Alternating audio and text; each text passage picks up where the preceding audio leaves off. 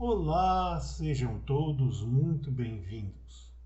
Eu sou o professor Guilherme Alves de Melo Franco, especialista em Direitos Material e Processual do Trabalho e Previdenciário pela Universidade Estácio de Sá do Rio de Janeiro, formado em Direito pela Faculdade de Direito da Universidade Federal de Juiz de Fora, Minas Gerais. Estou a desenvolver no meu canal do YouTube, Guilherme Alves de Melo Franco Estudar Direito, um curso gratuito sobre os direitos material e processual do trabalho, que tem por objetivo o estudo da consolidação das leis do trabalho, artigo por artigo, e como livro base os meus comentários à reforma trabalhista, Lei 13.467, de 13 de julho de 2017, lançados pela editora Juruá de Curitiba, no Paraná, no ano de 2021. Esta é a nossa aula de número 147 deste nosso curso gratuito sobre os direitos material e processual do trabalho, e nela estaremos a desenvolver nossos estudos a respeito dos artigos 451 e 452 da Consolidação das Leis do Trabalho, que continua a jornada jusoperária brasileira a respeito do contrato de trabalho. Neste sentido, diz o artigo 451 da Consolidação das Leis do Trabalho que o contrato de trabalho por prazo determinado, que for prorrogado mais de uma vez, passará a vigorar como por prazo indeterminado. Portanto, o objetivo do legislador seletista, ao incluir em seu corpus o artigo 451, foi o de evitar que o contrato de trabalho por prazo determinado fosse perpetrado dentro do meio ambiente brasileiro operário, o que levaria a termos por terra toda a determinação legal a respeito do contrato individual de emprego e, portanto, o contrato de trabalho por prazo determinado deixaria de ser uma exceção para se transformar na regra, o que não era, de forma alguma, a intenção do legislador quando criou a Consolidação das Leis do Trabalho, que era justamente a presença comum do contrato individual de trabalho por prazo indeterminado. Nesse sentido, portanto, o artigo 451 da Consolidação das Leis do Trabalho veio a proibir a prorrogação do contrato de trabalho por prazo determinado ad eternum, ou seja, que se fizessem uma sequência de contratos de trabalho por prazo determinado, descaracterizando em muito o contrato individual de trabalho por prazo indeterminado.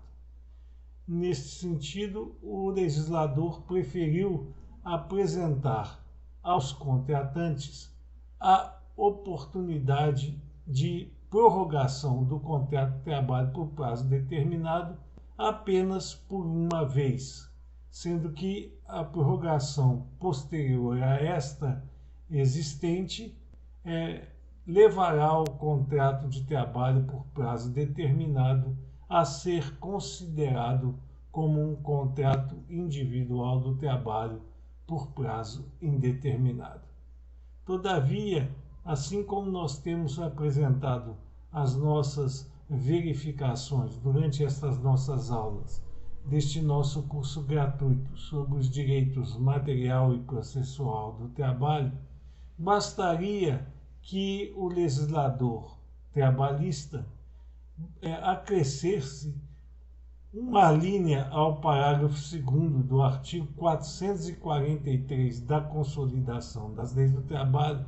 que nós já estudamos em nossas aulas anteriores, e seria desnecessária a redação incerta neste artigo 451 seletista. Então, ele poderia ter acrescentado ao parágrafo 2º do artigo 443 da Consolidação das Leis do Trabalho mais uma linha dizendo que o contrato de trabalho por prazo determinado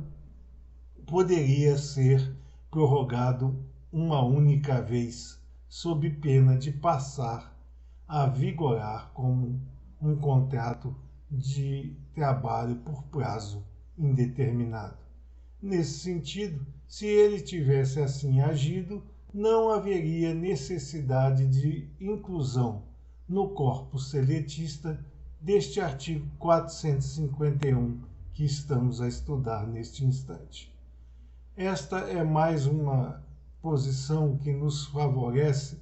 naquele ideário inicialmente descrito de que há uma urgente necessidade de uma transformação da consolidação das leis do trabalho em um código de trabalho e um código de processo do trabalho para que estas arestas sejam aparadas e que nós tenhamos uma segurança jurídica tanto para os aplicadores quanto para os operadores do direito, evitando assim as diversas demandas que se pautam justamente nessa deficiência legal que a consolidação das leis do trabalho, nestes 80 anos de existência, vem fornecendo dentro do ambiente jusoperário brasileiro. Diz o artigo 452 da Consolidação das Leis do Trabalho que todo contrato que suceder dentro do lapso temporal de 6 meses a outro contrato por prazo determinado, salvo-se a expiração desse contrato por prazo indeterminado inicial, se der por dependência à execução de serviços específicos ou da realização de certos acontecimentos, será considerado por prazo indeterminado.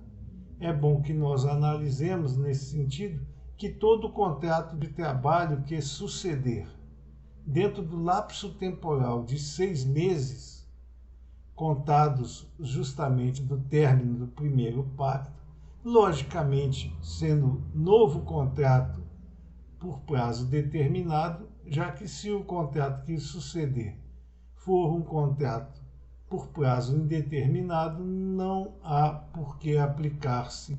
a norma esculpida neste artigo 452 da Consolidação das Leis do Trabalho, porque, logicamente, o pacto será por lapso temporal indeterminado. Então, todo contrato por prazo determinado que suceder a outro dentro do lapso temporal de 6 meses contato do término daquele primeiro contrato, desde que a relação contratual inicial seja expirada pela dependência da execução de serviços específicos, ou seja, aqueles serviços que foram contratados especificamente para a prestação pessoal de serviços do empregado, que justifica a contratação por prazo determinado, ou que tenha acontecido